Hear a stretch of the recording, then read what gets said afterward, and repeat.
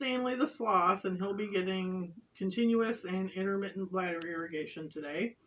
And what I'm going to do is I'm going to provide for safety, privacy, and body mechanics. He's going to be in his bed. He's already got a 3-way cath in. I'm going to make sure that he's covered, and he also gets an absorbent pad under the 3-way catheter. So then what we're going to do is we are going to hang our bag of fluids, and it is either going to be sterile saline, normal saline, or lysine. So we hang our bag, and then we're going to have our connection or our tubing. So you're going to spike the bag with your tubing. So that's spiked. And what you want to do is you want to prime your tubing. So you are going to unroll this until it gets down to the end. And so now you're all primed. And you want to make sure that you've washed your hands and put gloves on. So you're going to put your gloves on, and you're also going to have some alcohol wipes, because you are going to alcohol off any ports that you have along your catheter. So I'll put my gloves on.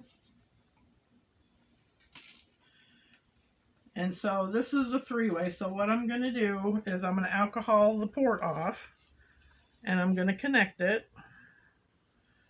And I'm going to open up my roller clamp. I'm going to monitor the flow rate, and it's going to monitor that for 1 or 2 minutes, just to make sure that it's going, everything's flowing correctly, that the patient isn't uncomfortable. And then when that's over, I'm going to clamp everything back off, and I'm going to disconnect everything. I'm going to alcohol that port off. So for intermittent, again, I'm going to wash my hands, put gloves on. So I'm going to have my sterile saline, a sterile container, and my Toomey syringe. And what I'm going to do is I'm going to open this up with the label facing my palm, and I'm going to pour my solution into my sterile container. And that gets set aside. And then I'm going to open my Toomey syringe, and I'm going to place it in there. Now, if I'm just doing catheter irrigation, it's 30 to 50 mLs, or if I'm doing bladder irrigation, it's 100 to 200 ml. So what I would do, I would draw up my my amount. I would make sure that this is clamped off before I start any of these procedures. I'm going to make sure that my collection bag is empty. We have to monitor that. It's very important. So I'm going to alcohol this off. I've already drawn up my solution. And what I'm going to do, if I have an access device to this, I can use this, or in some cases they take this completely off and clamp it up here, make sure that it's alcoholed off, and use this port here. But I don't want to tear this up, so I'm going to say that I'm going in here. This has been alcoholed off. So what I'm going to do is I'm going to puncture this, and this is slightly above the level of the bladder. I want to make sure it's towards the bladder, and I'm going to instill the amount of fluid prescribed.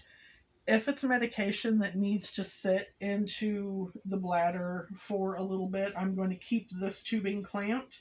But if the patient experiences any discomfort, or if there's any resistance in the tubing, I'm going to have the patient move a little bit.